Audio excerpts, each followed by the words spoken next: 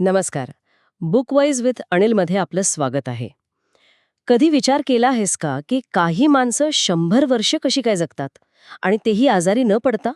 हे ऐकायला तर छान वाटतंय, पण आजच्या काळात हे खरंच शक्य आहे का? की ही फक्त जपानच्या दंतकथा आहेत? ही दंतकथा नाही, हे सत्य आहे जपानच्या ओकिनावा बेटावरचं. आणि त्यांच्या या रहस्याचं नाव आहे इकिगाई. इकिगाई शब्द ऐकायला वेगळा आहे आणि थोडा रहस्यमयी वाटतोय. म्हणजे नक्की काय आहे? याचा अर्थ समजून घेण्यासाठी आपल्याला जपानच्या दक्षिणेकडे जावं लागेल. ओकिनावा नावाचं एक बेट आहे. हो. तिथे एक छोटंसं गाव आहे, ओगिमी. या गावाला दीर्घायुषी लोकांचे गाव म्हणून ओळखलं जातं. अच्छा, दीर्घायुषी लोकांचं गाव. हो, जरा कल्पना कर. सकाळची कोवळी किरणं, समुद्राची मंद झुळूक आणि पक्ष्यांच्या किलबिलाटासोबत एक वेगळाच आवाज येतोय. कसला आवाज? तो आवाज आहे तिथल्या 100 वर्षांच्या आजी आजोबांच्या कामाचा. तिथे एक 100-2 वर्षांच्या आजी आहेत, त्या आपल्या मैत्रिणींसोबत बसून गाणी म्हणत आहेत. एक मिनिट. 102 वर्ष काय सांगताय? हो, 102 वर्षांच्या. आणि दुसरीकडे एक 98 वर्षांचे आजोबा सायकलवरून आपल्या शेतात निघालेत. थांबा थांबा, 98 वर्षांचे आजोबा सायकल चालवतायत? हे तर अविश्वसनीय आहे. हो, आणि हे तिथलं रोजचं आयुष्य आहे. आपल्या शहरांमध्ये तर 50शी ओलांडली की लोक म्हणजे गुडघेदुखी, कंबरदुखी, बीपी, शुगर या सगळ्याच्या तक्रारी सुरू करतात. 40शीतच रिटायरमेंट प्लॅनिंग सुरू होतं. आणि तुम्ही म्हणताय तिथे लोक 100ही ओलांडूनही इतके सक्रिय आणि आनंदी आहेत. यामागे नक्कीच तिथलं जेवण किंवा प्रदूषण नसलेली शुद्ध हवा या पलीकडे काहीतरी असणार. अगदी बरोबर, मुद्दा पकडलास. सुरुवातीला शास्त्रज्ञांना तसंच वाटलं. त्यांनी त्यांच्या आहाराचा अभ्यास केला. ते अँटीऑक्सिडंट्सनी भरपूर भाज्या, टोफू, रताळी खातात. कमी मीठ, कमी साखर. हे तर आरोग्यदायी आहेच. हो, हे सगळं खरं आहे. पण मग त्यांच्या लक्षात एक आकडेवारी आली जी थक्क करणारी होती.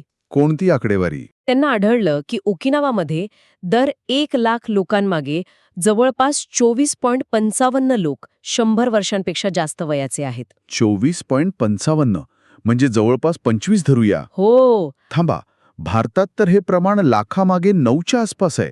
म्हणजे ओकिनावामध्ये हे प्रमाण जवळपास 2.5-3 पटीने जास्त आहे. बरोबर. हे अविश्वसनीय आहे. यामागे फक्त हिरव्या भाज्यांपेक्षा काहीतरी जास्त असणार हे नक्की. अगदी. आणि ते जास्त काहीतरी म्हणजेच त्यांच्या जगण्याची एक खोलवर रुजलेली जपानी संकल्पना आहे. एक असा शब्द जो त्यांच्या जीवनाला अर्थ देतो. त्यांना रोज सकाळी उठायला एक कारण देतो. तो शब्द म्हणजे इकिगाई. Okay, Ikigai. या शब्दाची फोड केली तर याचा अर्थ जास्त चांगला कळेल का? नक्कीच. याची फोड केली की अर्थ एकदम सोपा होतो. इकी म्हणजे जीवन. आणि गाई म्हणजे मूल्य किंवा किंमत, म्हणजे जगण्याचं मूल्य किंवा जगण्याचं कारण. अरे वा, ही कल्पनाच किती सुंदर आहे. हो, म्हणजे कामावर जायचंय म्हणून नाही, तर काहीतरी अर्थपूर्ण करायचंय म्हणून उठणं. अगदी. आणि याच विचारातून एक धक्कादायक गोष्ट समोर येते. कोणती? गंमत म्हणजे जपानी भाषेत रिटायरमेंट म्हणजे कामातून कायमचं निवृत्त होणं या अर्थाचा शब्दच नाहीये. काय? शब्दच नाहीये? मग ते लोक काय करतात? आयुष्यभर काम करत राहतात का? हो, पण त्यांच्यासाठी काम या शब्दाची व्याख्या आपल्यापेक्षा खूप वेगळी आहे. म्हणजे? आपल्यासाठी काम म्हणजे अनेकदा जबाबदारी, ओझं किंवा पैसे कमवण्याचं साधन असतं की नाही. हो, खरंय. त्यांच्यासाठी ते जे काही करतात ते त्यांच्या अस्तित्वाचा अविभाज्य भाग असतं. ते आपल्या आवडीचं काम शेवटच्या श्वासापर्यंत करत राहतात, कारण तेच त्यांचं इकिगाय असतं. एक मिनिट, मला हे थोडं आपल्या भारतीय दृष्टिकोनातून बघू द्या. आपण वानप्रस्थाश्रम म्हणतो, जिथे एक वय झाल्यावर सगळ्या जबाबदाऱ्या सोडून द्यायच्या आणि उरलेलं आयुष्य देवाच्या नावात घालवायचं, अशी एक कल्पना आहे. मग ही जपानी संकल्पना आपल्या परंपरेच्या पूर्णपणे विरुद्ध नाही का? की आपण आपल्या परंपरेचा अर्थच चुकीचा लावलाय? खूपच महत्वाचा प्रश्न आहे हा. खरं तर कदाचित वानप्रस्थाश्रम म्हणजे निष्क्रिय होणं नाही, तर स्वच्या शोधासाठी सक्रिय होणं असेल. या पुस्तकात लेखक एक सुंदर रूपक वापरतात. ओके. ते म्हणतात, पाश्चिमात्य रिटायरमेंटची कल्पना म्हणजे आपली आवडती गाडी कायमचं गॅरेजमध्ये पार्क करण्यासारखं आहे. आणि गॅरेजमध्ये नुसती पडून राहिलेली गाडी हळूहळू गंजते, तिची बॅटरी डाऊन होते, टायरमधली हवा निघून जाते. मी पाहिलं असं होताना. अनेक जण जे नोकरीत असताना एकदम फिट होते, ते निवृत्त झाल्यावर अचानक खचले, जणू काही त्यांच्या आयुष्यातला उद्देशच संपला. अगदी. याउलट इकिगाई म्हणजे त्या गाडीला सतत चालू ठेवणारं इंधन आहे. ते इंधन जे इंजिनला नेहमी कार्यक्षम ठेवतं, गाडीला प्रवासात ठेवतं, मग तो प्रवास कितीही छोटा का असेना, ते गाडीला गंजू देत नाही. आराम करणं चुकीचं नाही, पण उद्देशाचा अभाव, जगण्यातली ती शून्यता, ती माणसाला आजारापेक्षा लवकर संपवते. शून्यता हा शब्दच किती भयावह आहे. आणि यावर मानसशास्त्रज्ञ व्हिक्टर फ्रँकल यांनी खूप महत्वाचं काम केलं आहे. त्यांनी याला एक जबरदस्त नाव दिलं आहे, एक्झिस्टेन्शियल व्हॅक्यूम. म्हणजे अस्तित्वाची पोकळी. बरोबर. मला हे असं वाटतं की जसं एखादं इंजिन इंधनाशिवाय चालू शकत नाही, तसंच आपलं मन एका उद्देशाशिवाय चालू शकत नाही. ती पोकळी माणसाला आतून पोखरते. बरोबर. फ्रँकल स्वतः नाझी छळछावणीत होते. बापरे. तिथे त्यांनी एक गोष्ट अगदी जवळून अनुभवली. त्यांनी पाहिलं की जे लोक शारीरिकदृष्ट्या खूप कमजोर होते, पण ज्यांच्या जगण्याला काहीतरी उद्देश होता, जसे की बाहेर जाऊन आपल्या मुलांना भेटायचं आहे किंवा अर्धवट राहिलेलं पुस्तक पूर्ण करायचं आहे, ते लोक शारीरिकदृष्ट्या मजबूत पण उद्देशहीन लोकांपेक्षा जास्त काळ जगले. अच्छा. ज्यांना वाटत होतं की आता जगण्यात काहीच अर्थ उरला नाही, ते लवकर खचले. म्हणजे उद्देश नसणं हे शारीरिक आजारापेक्षाही जास्त घातक ठरू शकतं. हो. फ्रँकल यांच्या सिद्धांतानुसार माणसाला जगण्यासाठी एक का हवा असतो. तो का सापडला की कसं जगायचं हे तो शोधून काढतो. इकिगाई हाच तो का आहे, बरोबर? नक्कीच. आता या विचाराला आपल्या आजच्या आयुष्याशी जोडून बघ. एका बाजूला आपल्या शहरातलं आयुष्य आहे. रविवार संपतानाच सोमवारचं टेन्शन सुरू होतं. हो, मंडे ब्लूज. डेडलाईनचं प्रेशर, EMIची चिंता, सततची धावपळ, ट्रॅफिक. आणि या सगळ्या धावपळीत आपण जगतोय कशासाठी हा प्रश्न विचारायलाही वेळ नसतो. आणि दुसऱ्या बाजूला ओकिनावामधले लोक आहेत, जे प्रत्येक सकाळची उत्साहाने वाट पाहतात. अगदी. कारण त्यांच्याकडे तो दिवस जगण्यासाठी एक स्पष्ट कारण आहे, एक उद्देश आहे. मग तो उद्देश बागेत काम करण्याचा असो किंवा आपल्या नातवंडांना गोष्ट सांगण्याचा. बरोबर. पण मग इथे एक स्वाभाविक प्रश्न येतो. तो जो माझ्या मनात येतोय, म्हणजे प्रत्येकाला आपलं एकीगाई शोधण्यासाठी काहीतरी जग बदलण्यासारखं मोठं काम करावं लागेल का? जसं की एखादी मोठी कंपनी सुरू करणं किंवा मोठी समाजसेवा करणं. कारण माझ्यासारख्या सामान्य माणसासाठी ते शक्य नाही. अजिबात नाही. आणि हेच इकिगाईचं सगळ्यात मोठं सौंदर्य आहे. इकिगाई म्हणजे जग बदलणं नव्हे, ते छोट्या छोट्या गोष्टींमध्ये सातत्यपूर्ण आनंद शोधण्याबद्दल आहे. अच्छा. जसे की ओगिमीमधली एक 100 वर्षांची महिला म्हणते, मी माझ्या बागेतल्या भाजीपाल्याला स्वतःच पिकवते आणि स्वतःच जेवण बनवते, हेच माझं इकिगाई आहे. वाव. म्हणजे तिच्यासाठी त्या रोजच्या साध्या कामातच तिचा आनंद आणि जगण्याचा अर्थ दडलेला आहे. हो. म्हणजे रोजच्या साध्या कामातही इकिगाई असू शकतो. जसं की एखाद्या आईसाठी तिच्या मुलांना उत्तम जेवण बनवून खाऊ घालणं हे तिचं इकिगाई असू शकतं. नक्कीच असू शकतं. पुस्तकात टाकुमी या जापानी कारागिरांचं उदाहरण दिलं आहे. टाकुमी. मग तितके पारंगत असतात की ते त्या कामाशी एकरूप झालेले असतात. ते फक्त पैशासाठी काम करत नाहीत, तर त्या कामातच त्यांना समाधान मिळतं. लेखक एका मेकअप ब्रश बनवणाऱ्या टाकुमी महिलेला भेटतात. मेकअप ब्रश बनवणारी. ओके. ते जेव्हा तिच्या कारखान्यात जातात, तेव्हा ती तिच्या कामात इतकी हरवून गेलेली असते की तिला आजूबाजूच्या जगाचं भानही राहत नाही. तिचे हात इतक्या अविश्वसनीय वेगाने आणि अचूकतेने ब्रशसाठीचे केस जुळवत असतात की ते पाहून लेखक अचंबित होतात. त्या कंपनीचा अध्यक्ष लेखकांना सांगतो, आमच्या कंपनीत तयार होणाऱ्या प्रत्येक ब्रशमधला प्रत्येक केस तिच्या हातातून जातो. तिच्यासाठी ते कामच तिचा आनंद, तिची ओळख आणि तिचं इकिगाय आहे. हे ऐकायला खूप छान वाटतं. पण हे थोडं अवास्तविक नाही का?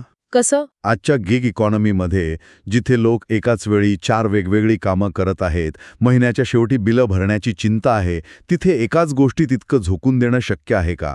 की हे फक्त काही मोजक्या भाग्यवान लोकांसाठीच आहे? तुझा मुद्दा अगदी योग्य आहे आणि आजच्या काळात खूप महत्वाचा आहे. लेखक हे मान्य करतात की प्रत्येकाला असं काम मिळेलच असं नाही, पण ते ज्या संकल्पनेवर भर देतात ती आहे फ्लोची अवस्था. फ्लो म्हणजे अशी मानसिक अवस्था जिथे तुम्ही तुमच्या कामात इतके गडून जाता की तुम्हाला वेळेचं भान राहत नाही, भूक तहान विसरून जाता. हो, हे फ्लो स्टेट मला आठवतंय. एकदा मी एका पेंटिंगमध्ये इतकी रमून गेली होते की मला जेवणाची आठवण राहिली नाही. बरोबर. पण ते रोजच्या कामात कसं आणायचं हा खरा प्रश्न आहे. आपलं आयुष्य तर मल्टीटास्किंगनी भरलेलं आहे. एकाच वेळी ईमेलला उत्तर देणं, फोनवर बोलणं आणि जेवण करणं. आणि फ्लो म्हणजे मल्टीटास्किंगच्या अगदी विरुद्ध. 10 गोष्टी वरवर करण्यापेक्षा एक गोष्ट मनापासून खोलवर करणं. ओकिनावाचे लोक हेच करतात. अच्छा. ते जेवण करताना फक्त जेवण करतात, बागकाम करताना फक्त बागकाम करतात. ते प्रत्येक कामात स्वतःला पूर्णपणे झोकून देतात. कदाचित आपल्याला आपलं काम बदलण्याची गरज नाही, तर कामाकडे बघण्याचा दृष्टिकोन बदलण्याची गरज आहे. त्या कामातच एक छोटासा फ्लो शोधण्याची गरज आहे. हो. मला हे आयुष्य हवंय जिथे सकाळी उठताना ताण नाही तर उत्साह असेल, जिथे कामाचा कंटाळा नाही तर त्यातून आनंद मिळेल.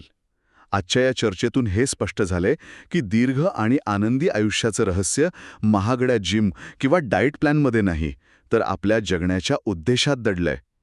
पण या धावपळीच्या जगात, या स्पर्धेच्या युगात मी माझं इकिगाई कसं शोधू? सुरुवात कुठून करू? एकिगाईचा अर्थ समजला, पण स्वतःचा एकिगाई शोधायचा कसा? याचं उत्तर एका साध्या वेन डायग्राममध्ये लपले.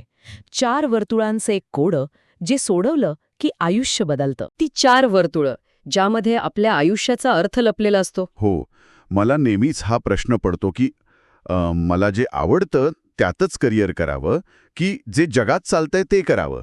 हा गोंधळ कसा सोडवायचा? याच गोंधळाचं उत्तर म्हणजे आपला दुसरा टप्पा.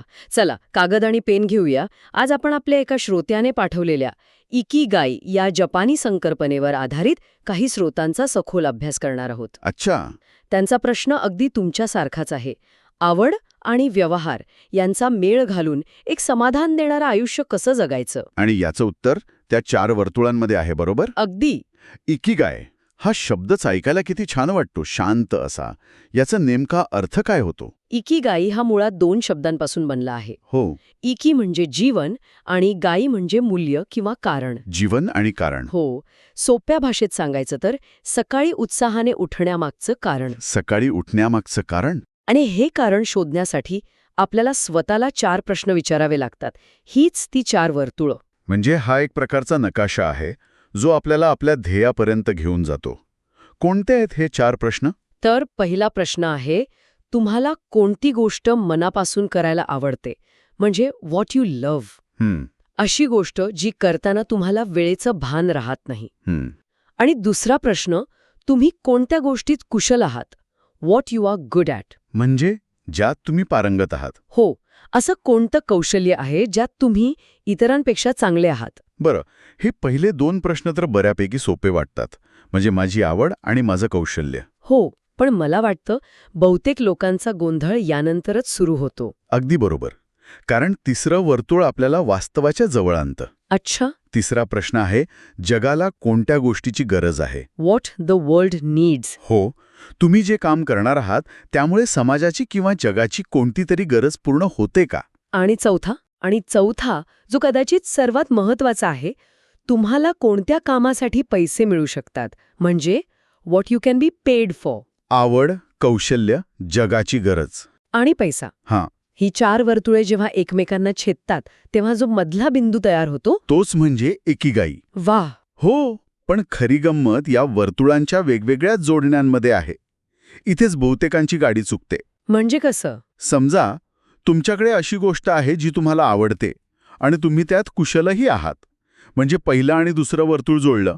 ठीक आहे. याला म्हणतात पॅशन. पॅशन. हां, म्हणजे एखादा उत्तम गिटारिस्ट जो तासनतास गिटार वाजू शकतो, त्याला त्यात आनंद मिळतो, तो त्यात पारंगत आहे. अगदी. पण जर त्या संगीताची जगाला गरज नसेल किंवा त्यासाठी त्याला कोणी पैसे द्यायला तयार नसेल, तर मग अडचण आहे. त्याला आनंद मिळेल, समाधान मिळेल, पण त्यातून त्याचं पोट भरणार नाही. आयुष्यभर कुठेतरी एक निरुपयोगी असल्याची भावना, अ फीलिंग ऑफ युसलेसनेस त्याला त्रास देत राहील. खरंय. आणि याच्या उलटही होतं की नाही? कसं? समजा एखादी व्यक्ती अशा कामात आहे ज्यात ती कुशल आहे आणि त्यासाठी तिला भरपूर पगारही मिळतो. म्हणजे दुसरं आणि चौथा वर्तुळ जुळलं. याला प्रोफेशन म्हणतात. हो, प्रोफेशन. आजच्या जगातले अनेक कॉर्पोरेट जॉब्स याच प्रकारात मोडतात. सुरक्षित नोकरी, चांगला पगार, मोठी गाडी, घर, सगळं काही मिळतं. सगळं मिळतं, पण जर ते काम त्या व्यक्तीला मनापासून आवडत नसेल आणि महत्वाचं म्हणजे ते करून जगाचं काही भलं होत आहे असं वाटत नसेल, तर आतून एक प्रकारची पोकळी जाणवते. बरोबर. सगळं काही असूनही काहीतरी कमी आहे ही भावना काही केल्या जात नाही. अरे देवा, आता मला कळलं. काय? की काही प्रचंड श्रीमंत आणि यशस्वी लोकसुद्धा आतून दुःखी का असतात? त्यांच्या आयुष्यात पॅशन आणि मिशन ही दोन वर्तुळं गायब असतात. अगदी अचूक ओळखलात. त्यांच्याकडे आराम असतो पण समाधान नसतं. तसंच जर एखादं काम जगाची गरज आहे आणि तुम्हाला ते आवडतं म्हणजे मिशन, पण त्यात तुम्ही कुशल नाही आणि पैसेही मिळत नाहीत, तर आनंद मिळेल पण बँक खाते रिकामं राहील. म्हणजे एकिगाई म्हणजे या चारी वर्तुळांचा तो केंद्रबिंदू. हो, जिथे आवड, कौशल्य, गरज आणि पैसा यांचा संगम होतो. ही मांडणीच इतकी जबरदस्त आहे की अर्ध्याहून अधिक गोंधळ इथेच दूर होतो. पण एक प्रश्न आहे. विचारा. तुम्ही म्हणालात की जे काम आवडतं आणि ज्यात आपण कुशल आहोत तिथे पॅशन सापडते. या अवस्थेबद्दल या स्रोतांमध्ये काही विशेष उल्लेख आहे का? हो आहे, आणि तोच या संकल्पनेचा आत्मा आहे असं म्हणायला हरकत नाही. या अवस्थेला जपानमध्ये एका विशिष्ट नावाने ओळखलं जातं अच्छा. आणि जगभरातले मानसशास्त्रज्ञ आता त्यावर बोलत आहेत. ती अवस्था म्हणजे फ्लो. फ्लो म्हणजे प्रवाह. हो, प्रवाह. ही एक अशी मानसिक अवस्था आहे जिथे तुम्ही तुमच्या कामात इतके घडून जाता, इतके की बाकी कशाचंच भान राहत नाही. वेळ कसा जातो ते कळत नाही. वेळ कसा निघून जातो ते कळत नाही, भूक तहान लागत नाही. तुम्ही आणि तुमचं काम एकरूप होऊन जातं. म्हणजे जसं पाणी स्वतःचा आकार विसरून पात्रात विरघळून जातं तसं, किंवा एखादा संगीतकार संगीत वाजवताना स्वतःच संगीत बनून जातो. काय सुंदर उपमा आहे. अगदी तसंच. त्या अवस्थेत कामाचा शीण येत नाही, उलट त्यातूनच ऊर्जा मिळते. वाह. तो आनंदच त्या कामाचा सर्वात मोठा पुरस्कार असतो. जपानमधले ताकुमी हे याचं सर्वोत्तम उदाहरण आहेत. टाकुमी? ताकुमी म्हणजे असे वाहन कारागीर जे आपलं संपूर्ण आयुष्य एकाच कलेला किंवा कौशल्याला समर्पित करतात. म्हणजे ते फक्त काम करत नाहीत, तर ती एक प्रकारची साधना असते त्यांच्यासाठी. अगदी. इकिगाई या पुस्तकात एका मेकअप ब्रश बनवणाऱ्या ताकुमी महिलेचं उदाहरण आहे. एका लहानशा गावात ती एका जगप्रसिद्ध ब्रँडसाठी ब्रश बनवते.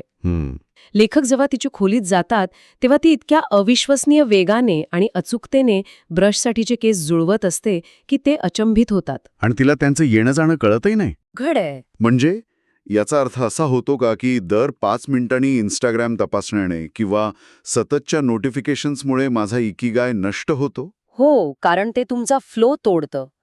प्रत्येक नोटिफिकेशन, प्रत्येक व्यत्यय तुम्हाला त्या खोल अवस्थेतून बाहेर खेचतो. खरंय.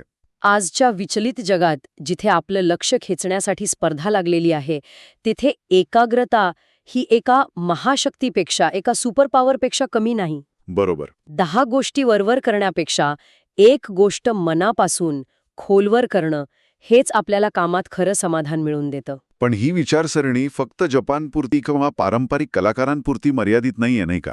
नाही, अजिबात नाही. मला आठवतंय सिलिकॉन व्हॅलीचे आयकॉन स्टीव्ह जॉब्स सुद्धा या जापानी विचारसरणीचे मोठे चाहते होते. हा मुद्दा खूप महत्वाचा आहे.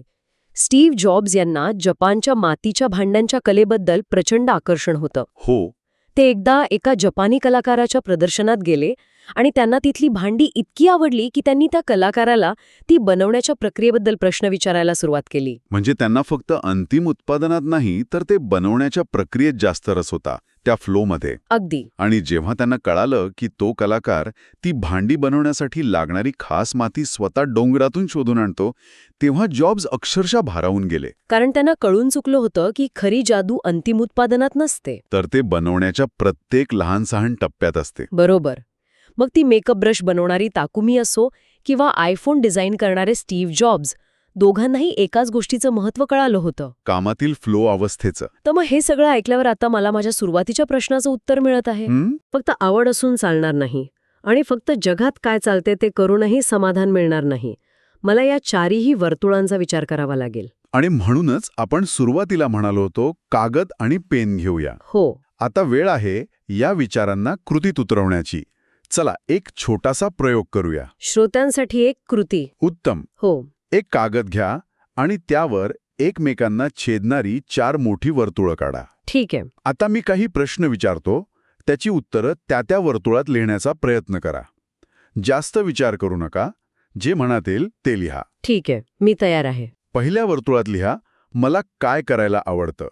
लहानपणी तुम्हाला काय करायला आवडायचं, कोणती गोष्ट करताना तुम्ही स्वतःला विसरून जाता. चित्र काढणं, गाणं, लोकांशी बोलणं, बागकाम. कोडं सोडवणं, काहीही. आता दुसऱ्या वर्तुळात लिहा, मी कशामध्ये चांगली आहे. असं कोणतं काम आहे ज्यासाठी लोक माझी मदत घेतात, मी कोणती गोष्ट इतरांपेक्षा सहज आणि लवकर शिकते. बरोबर. कदाचित तुम्ही नियोजन करण्यात चांगले असाल किंवा तुमची भाषा खूप चांगली असेल. आता तिसऱ्या वर्तुळात थोडा विचार करून लिहा.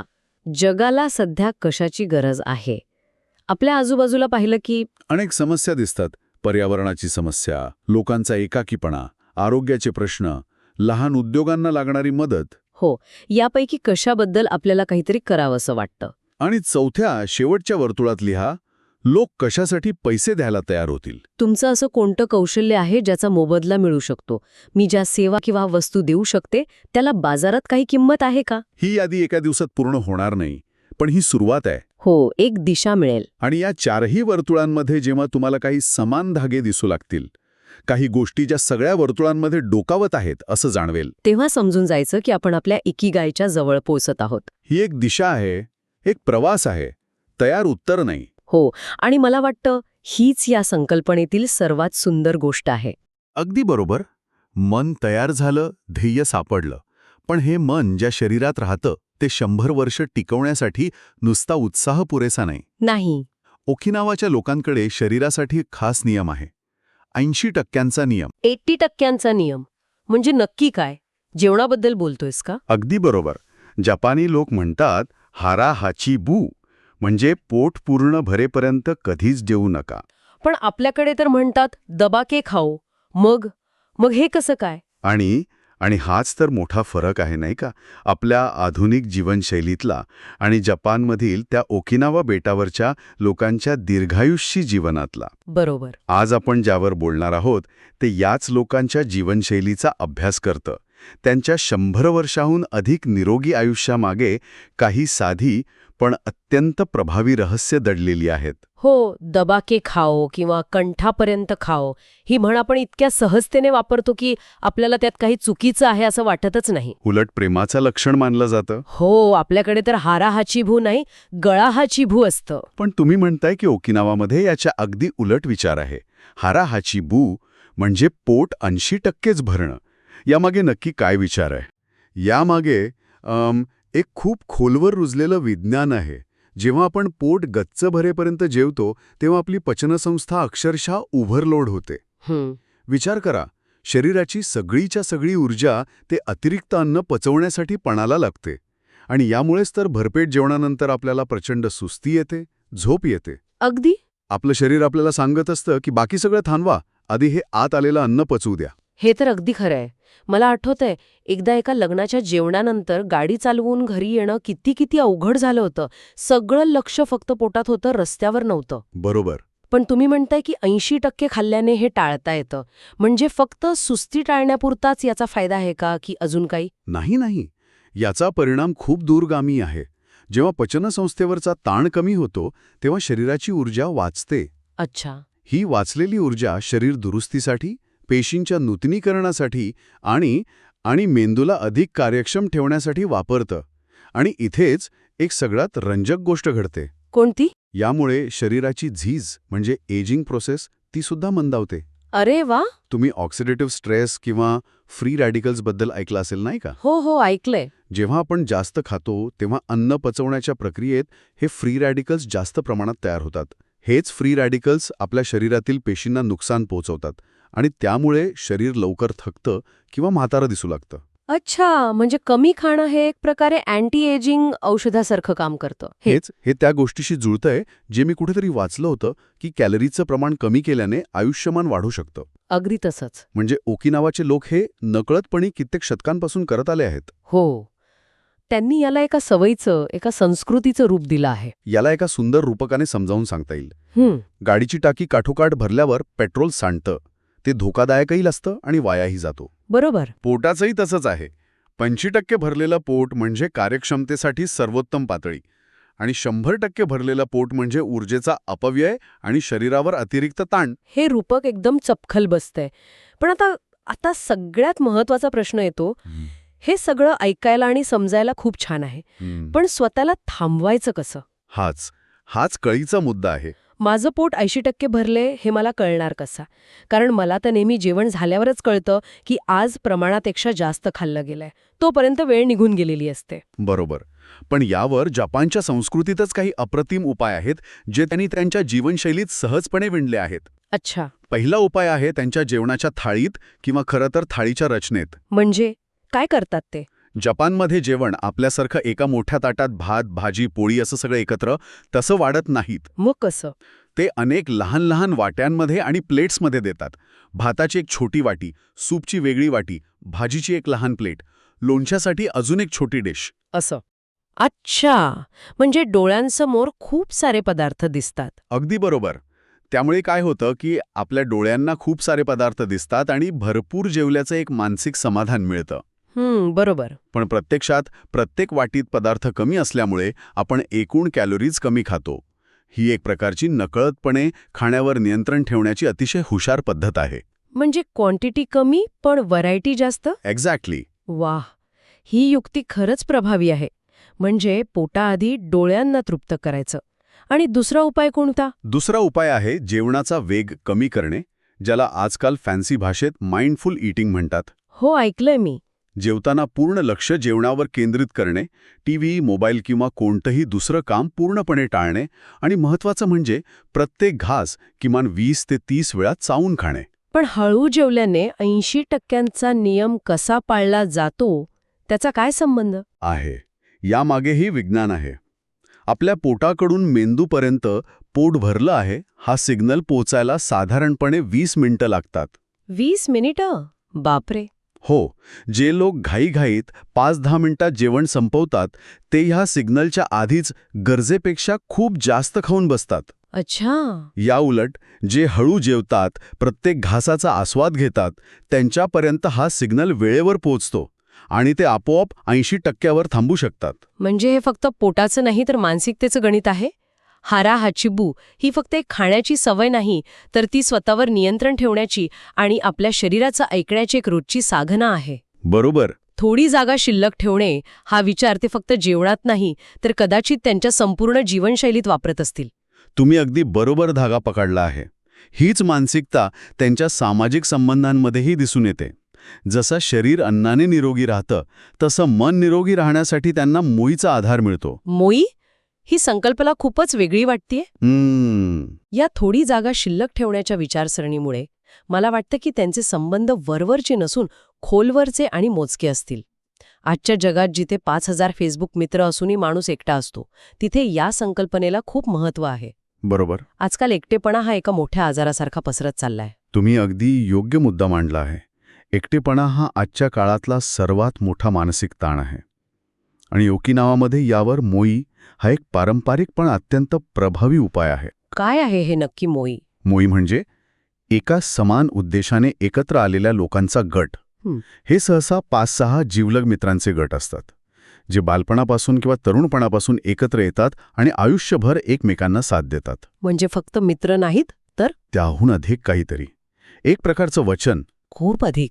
हे गट एकमेकांना फक्त भावनिक आणि सामाजिक आधार देत नाहीत, तर गरज पडल्यास आर्थिक आधार सुद्धा देतात. अरे वा, आर्थिक सुद्धा? हो. विचार करा, तुमचा एक असा गट आहे जिथे तुम्हाला खात्री आहे की तुम्ही आजारी पडल्यात तर कोणीतरी रोज जेवणाचा डबा आणून देईल, किंवा तुमच्या मुलांच्या शिक्षणासाठी पैसे कमी पडले तर सगळे मित्र मिळून मदत करतील. हा एक प्रकारचा निवडलेला परिवारच आहे नाही का, जो तुम्हाला कधीच एकटं पडू देत नाही. ही एक प्रचंड मोठी भावनिक आणि सामाजिक सुरक्षा आहे. हे ऐकून मला जाणवतंय की आपण या सुरक्षेसाठी इन्शुरन्स पॉलिसी, सरकारी योजना यांसारख्या निर्जीव गोष्टींवर अवलंबून राहतो. बरोबर. पण त्यात तो मानवी स्पर्श, ती आपुलकी पूर्णपणे हरून गेली आहे. पण हे सगळं ऐकायला कितीही छान वाटलं तरी एक प्रश्न मनात येतोच. कोणता? आजच्या मुंबई पुण्यातल्या धावपळीच्या व्यक्तिकेंद्रित आयुष्यात मोईसारखी संकल्पना ती शक्य आहे का? हा खूप महत्त्वाचा प्रश्न आहे. आणि हे खरं आहे की आपल्या शहरी जीवनात हे अवघड आहे, पण ओकिनावामध्ये हे शक्य होतं कारण ही भावना त्यांच्या संस्कृतीतच खोलवर रुजलेली आहे. अच्छा. याचं मूळ इचारीबा चोडे या त्यांच्या एका म्हणीत सापडतं. इचारीबा चोडे हे नाव जरा वेगळं आहे. याचा अर्थ बंधुभावाशी संबंधित असावा असं वाटतंय. मी बरोबर आहे का? अगदी बरोबर ओळखलत. इचारीबा चोडे याचा ढोबळमानाने अर्थ होतो, एकदा भेटलो की आपण भाऊ झालो. वाव. म्हणजे आपण कधीही न भेटलेल्या व्यक्तीलाही आपल्या भावासारखं मानावं. या एका विचारामुळे तिथे प्रचंड सामाजिक एकोपा आहे. लोक एकमेकांना मदत करायला नेहमी तयार असतात. त्यामुळे तणाव, चिंता, असुरक्षितता या गोष्टी आपोआप कमी होतात. मोई हे याच मोठ्या सामाजिक भावनेचं एक लहान घट्ट स्वरूप आहे. हे अविश्वसनीय आहे. म्हणजे तिथे मदतीसाठी तुम्हाला कोणाला विचारायची गरज नाही, ती आपोआप येते. अगदी. या उलट आपल्याकडे तर शेजारी कोण राहतं हे सुद्धा अनेकदा माहीत नसतं. आता मला कळतंय, सोशल मीडियावरच्या हजारो मित्रांच्या वरवरच्या लाईक्स आणि कमेंट्सपेक्षा हो. ओकिनावामधील हे खोलवर रुजलेले आयुष्यभरासाठीचे नातेसंबंध कितीतरी अधिक मौल्यवान आणि आधार देणारे आहेत. मोईमुळे प्रत्येकजण एक सुरक्षित आणि तणावमुक्त जीवन जगतो. तिथे एकटेपणाला जागाच नाही. बरोबर. कारण तुम्हाला माहीत असतं की काहीही झालं तरी तुम्हाला सांभाळून घेण्यासाठी काही लोक आहेत. ही भावनाच माणसाला जगण्यासाठी प्रचंड बळ देते. आणि हेच त्यांच्या मानसिक आरोग्याचं एक मोठं रहस्य आहे. म्हणजे आत्तापर्यंत आपण 2 महत्वाचे स्तंभ पाहिले. हारा हाचिबूमधून मिळणारं शारीरिक आरोग्य आणि मोईमधून मिळणारं मानसिक आणि भावनिक स्थैर्य. या 2 गोष्टीच इतक्या शक्तिशाली आहेत, पण तरीही या स्रोतांमध्ये त्यांच्या 100व्या वर्षी असलेल्या कार्यक्षमतेबद्दल जे लिहिलंय ते आश्चर्य करणारं आहे. बरोबर. फक्त चांगला आहार आणि मित्र असून इतकी शारीरिक ऊर्जा कशी टिकून राहू शकते? इथेच तर आपल्या विचारातला आणि त्यांच्या जीवनशैलीतला मूळ फरक आहे. ओकिनावामधील लोकांच्या आरोग्याचं रहस्य व्यायाम या शब्दात नाही, तर हालचाल या शब्दात आहे. ते जिममध्ये जाऊन घाम गाळत नाहीत. नाही. हे तर आजकाल आपल्याला सांगितल्या जाणाऱ्या प्रत्येक गोष्टीच्या विरुद्ध आहे. आपल्याला तर सांगितलं जातं की दिवसभर बसा आणि मग 1 तास क्रॉसफिट करा. अजिबात नाही. त्यांची हालचाल ही त्यांच्या दैनंदिन जीवनाचाच एक अविभाज्य भाग आहे. ती वेगळी काढून केलेली गोष्ट नाही. अच्छा. ते कधीच निवृत्त होत नाहीत आणि दिवसभर एका जागी बसून राहत नाहीत. त्यांच्यासाठी हालचाल हे करायचं काम नाहीये, तर ते जगण्याचाच एक भाग आहे. म्हणूनच आजकाल तज्ज्ञ म्हणतात की बसून राहणं हेच नवीन धूम्रपान आहे. हे खूपच महत्वाचं आहे. याचं एखादं ठोस उदाहरण आहे का, म्हणजे हे अधिक स्पष्ट होईल? हो. स्रोतांमध्ये एका 100 वर्षांच्या महिलेचं उदाहरण दिलंय. ती आजही स्वतःच्या लहानशा बागेत भाजीपाला पिकवते आणि स्वतःचं जेवण बनवते. 100 वर्षांची असून? हो. आता या एकाच वाक्यात किती हालचाली आल्या बघा. बागकाम करण्यासाठी वाकणं, उठणं, बसणं, मातीकाम करणं, झाडांना पाणी घालणं. बरोबर. मग तो भाजीपाला घरी आणणं, तो निवडणं, चिरणं, उभं राहून शिजवणं, या सगळ्या नैसर्गिक हालचाली आहेत. यासाठी वेगळ्या व्यायामाची गरजच नाही. खरंय. हे आजच्या आपल्या बैठ्या जीवनशैलीला, म्हणजेच सेडेंटरी लाईफस्टाईलला थेट आव्हान देणार आहे. आपण सोयीसाठी अशी उपकरणं शोधली आहेत की आपल्याला हलायची गरजच पडू नये. हो. आणि मग ती हालचाल न झाल्यामुळे येणारे आजार घालवण्यासाठी आपण पैसे देऊन जिम लावतो. किती मोठा विरोधाभास आहे हा. अगदी. त्यांच्या घरात उंच खुर्च्या, टेबल कमी आणि जमिनीवर बसण्याची पद्धत जास्त आहे. त्यामुळे दिवसातून अनेक वेळा उठता बसतानाही शरीराची नैसर्गिक हालचाल होते, सांधे मोकळे हातात. ही एक सहज घडणारी योगासनच आहेत की नाही? बरोबर. आणि या साहित्यात रेडिओ टायसो नावाच्या एका व्यायामाचा पण उल्लेख आहे. तो काय प्रकार आहे? तो तर वेगळा व्यायामच झाला ना? हो, पण तो आपल्या जिममधल्या व्यायामापेक्षा खूप वेगळा आहे. रेडिओ टायसो हा जपानमधला एक अत्यंत लोकप्रिय, फक्त 5 मिनिटांचा सकाळचा व्यायाम आहे. फक्त 5 मिनिटं? हो. अनेक वर्षांपासून तो रेडिओवर प्रसारित होतो आणि कंपन्यांमध्ये, शाळांमध्ये, अगदी घराघरातही दिवस सुरू होण्यापूर्वी अनेक जण हा व्यायाम करतात. फक्त 5 मिनिटात असं काय होतं? त्याचा उद्देश स्नायू बनवणे किंवा वजन कमी करणे हा नाहीये. त्याचा मुख्य उद्देश आहे शरीराच्या प्रत्येक सांध्याला आणि स्नायूंना हळवारपणे मोकळं करणं, रक्ताभिसरण सुधारणं आणि दिवसाची सुरुवात उत्साहाने करणं. अच्छा. यात डोक्यापासून पायाच्या बोटांपर्यंत प्रत्येक सांध्याची लयबद्ध हालचाल केली जाते.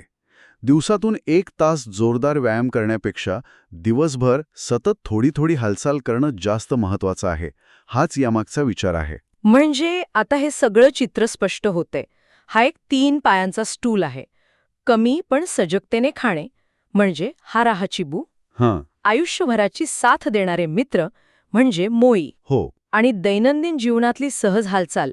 एकही पाय काढला तर सगळा डोलारा कोसळेल. हे नियम नाहीत. ही एक संपूर्ण, एकमेकांना पूरक अशी जीवनशैली आहे. अगदी बरोबर. या तिन्ही गोष्टी एकमेकांना पूरक आहेत. शरीराला योग्य इंधन मिळालं, मनाला मित्रांचा आधार मिळाला आणि शरीर सतत कार्यरत राहिलं की आयुष्य आपोआपच निरोगी आणि अर्थपूर्ण बनतं. किती सोपं आहे हे. हो, पण आजच्या धावपळीच्या जगात लागू करायला किती अवघड वाटतं? खरंय. पण या सगळ्या चर्चेतून एक गोष्ट स्पष्ट होते की दीर्घायुष्याचं रहस्य महागड्या औषधांमध्ये किंवा क्लिष्ट व्यायामांमध्ये नाही, तर निसर्गाला धरून असलेल्या साध्या, सोप्या आणि नैसर्गिक सवयींमध्ये दडलेलं आहे. शरीर तंदुरुस्त झालं, मनाला दिशा मिळाली, पण आयुष्य कधीच सरळ रेषेत नसतं.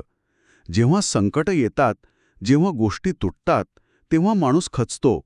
पण जपानी लोक तुटलेल्या गोष्टी फेकून देत नाहीत, ते त्यांना सोन्याने जोडतात. तुटलेल्या गोष्टी सोन्याने जोडतात, हे तर काहीतरी वेगळंच ऐकते मी. याला म्हणतात किन्सुगी आणि त्यामागचा विचार आहे वाबी साबी. जपान्यांचं म्हणणं आहे की जखम झाली असेल तर ती लपवू नका, तिचा अभिमान बाळगा. आणि हीच संकल्पना म्हणजे आपल्या एका श्रोत्याने पाठवलेल्या काही नोट्स आणि लेखांमधून वारंवार समोर येते. खरं तर हे सगळं वाचताना असं वाटतंय की आपण आधुनिक जगाच्या अनेक समस्यांची उत्तरं शोधतोय. अगदी. चला तर मग या श्रोत्यांमध्ये जरा खोलवर जाऊया. सुरुवात किन्सुगीपासूनच करू. हो, चालेल. कल्पना करा, आपल्या हातून एक सुंदर मातीचं भांडं निसटलं आणि फुटलं. त्याचे तुकडे झाले. आपण काय करतो? सरळ उचलून कचराकुंडीत टाकून देतो. हो, अर्थातच. तुटल्यावर त्याचा काय उपयोग? बरोबर. पण जपानमध्ये या तत्वज्ञानानुसार त्या भांड्याचा प्रवास तिथे संपत नाही. उलट तिथून नव्याने सुरू होतो. अच्छा, कसा? ते कारागीर ते सगळे तुकडे गोळा करतात आणि मग त्यांना लाख आणि सोन्याच्या किंवा चांदीच्या भुकटीने पुन्हा जोडतात. ओके, म्हणजे दुरुस्त करतात. पण त्यात एवढं विशेष काय? विशेष हे आहे की ते त्या भेगा, ते जोड, ते लपवत नाहीत. लपवत नाहीत? नाही, उलट त्या सोन्याच्या रेषेने त्या भेगांना अधिक ठळक करतात, अधिक सुंदर बनवतात. अरे वा. ती सोन्याची रेषा म्हणजे काय, तर त्या भांड्याचा इतिहास, त्याचा प्रवास, त्याच्यावर झालेला आघात आणि त्यातून ते कसं तावून सुलखून निघालं, याची ती एक अभिमानाची खूण बनते. म्हणजे ते तुटलेलं भांडं एका नवीन भांड्यापेक्षा जास्त मौल्यवान मानलं जातं. अगदी बरोबर. ते जास्त सुंदर, जास्त मौल्यवान मानलं जातं. कमाल आहे. म्हणजे अपूर्णतेमध्येच सौंदर्य शोधायचं. हीच आहे का ती वाबी-साबी संकल्पना? तुम्ही अगदी बरोबर पकडले. वाबी-साबी म्हणजे अपूर्ण, अशाश्वत गोष्टींमध्ये सौंदर्य पाहण्याचा दृष्टिकोन. निसर्गात कसं काही परफेक्ट नसतं. पानांवर कीड लागलेली असते, दगडावर शेवाळं असतं, पण त्यात एक सहज सौंदर्य असतं, नाही का? हो ना. तेच सौंदर्य आपल्या आयुष्यात आणि वस्तूंमध्ये स्वीकारणं म्हणजे वाबी-साबी. पण हे तर आजच्या सोशल मीडियाच्या जगावर एक सणसणीत उत्तर आहे. खरंच. कसं काय? अहो, विशेषतः इंस्टाग्राम, जिथे प्रत्येक जण आपलं परफेक्ट आयुष्य दाखवतोय. आपल्या स्रोतांमधलं एक वाक्यच आहे, इंस्टाग्राम फिल्टरवरचा तो गुळगुळीतपणा आणि वाबीसाबीचा हा खरखरीतपणा दिखाव्याच्या जगावरचं एक उत्तरच आहे. अगदी. आपण आपले दोष, आपल्या चुका, आपल्या चेहऱ्यावरच्या सुरकुत्या लपवतो आणि हे लोक ते साजरे करतात. बरोबर. आणि यामागे एक खोल मानसिक शांतता आहे. जेव्हा तुम्ही स्वतःला जसे आहात तसे स्वीकारता, तुमच्या चुकांसकट, तेव्हा तो इतरांना इम्प्रेस करण्याचा ताण निघून जातो.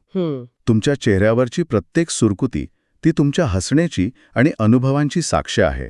जणू तुमच्या प्रवासाचा नकाशाच. Wrinkles are just maps of your smiles. Exactly. त्यांना लपवण्याऐवजी आपलंसं करण्यात एक वेगळीच ताकद आहे. हे सगळं ऐकायला खूप छान वाटतंय, पण एक व्यावहारिक प्रश्न आहे. विचारा. कामाच्या ठिकाणी किंवा जिथे स्पर्धा आहे, तिथे हे कसं लागू करायचं?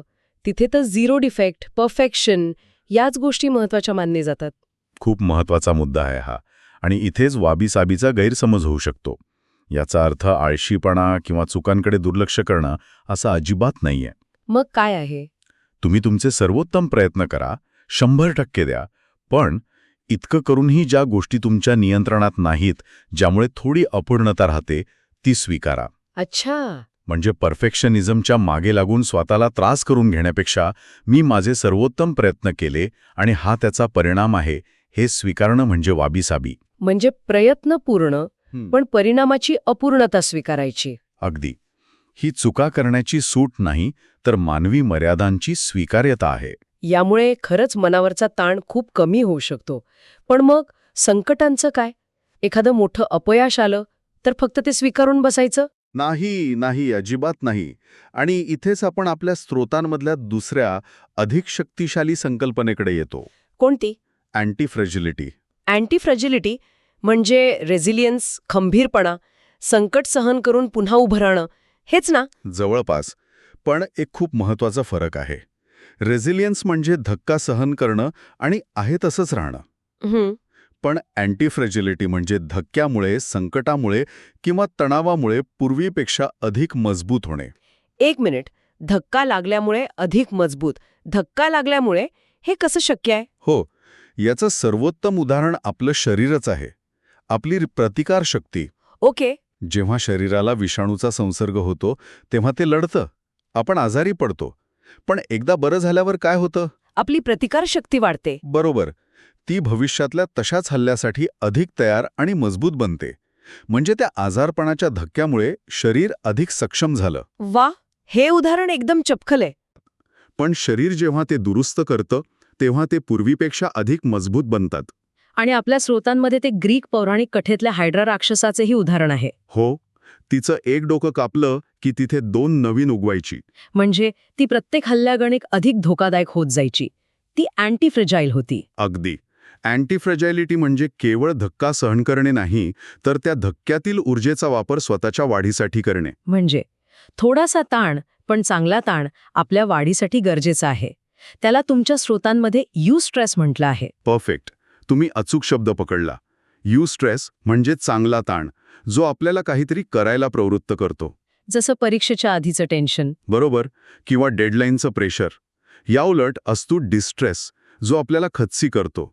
आपण सतत आरामात राहून, कम्फर्ट झोनमध्ये राहून स्वतःला नकळतपणे नाजूक म्हणजे फ्रॅजाईल बनवत असतो. सतत स्वतःला तणावाखाली ठेवणं हे टॉक्सिक हसल कल्चरला प्रोत्साहन देण्यासारखं नाही वाटत? उत्तम मुद्दा. आणि याचं उत्तर आहे विश्रांती किंवा रिकव्हरी. अच्छा. अँटी फ्रेजिलिटीचं सूत्र आहे तणाव प्लस पुरेशी विश्रांती इज इक्वल टू वाढ. बरोबर. जर यातून तुम्ही विश्रांती काढून टाकली तर उरतं फक्त नुकसान, बर्नआउट. स्नायूसुद्धा जिममध्ये नाही तर विश्रांतीच्या काळात वाढतात. 1 मिनिट. आता मला या सगळ्या गोष्टी एकमेकांशी जोडलेल्या दिसतात. कशा?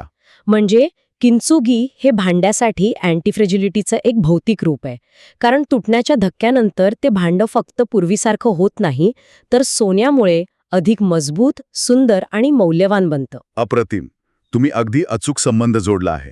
पण हे सगळं सहन करायला, यातून मजबूत व्हायला एक प्रेरणा लागते नाही का? एक दिशा. आणि इथेच आपल्या स्वतांमधला तिसरा आणि कदाचित सर्वात महत्वाचा मुद्दा येतो, जगण्याचा उद्देश. हो, कारण उद्देशाशिवाय वाबीसाबी म्हणजे केवळ नशिबाला दोष देणे ठरेल आणि अँटी फ्रॅजिलिटी म्हणजे उद्देशहीन संघर्ष. बरोबर. आणि इथे मानसशास्त्रज्ञ व्हिक्टर फ्रँकल यांचं काम खूप महत्वाचं ठरतं. ते स्वतः नाझी छळछावणीतून वाचले होते. हो, त्यांच्याबद्दल वाचलंय मी. लोगोथेरपी. बरोबर.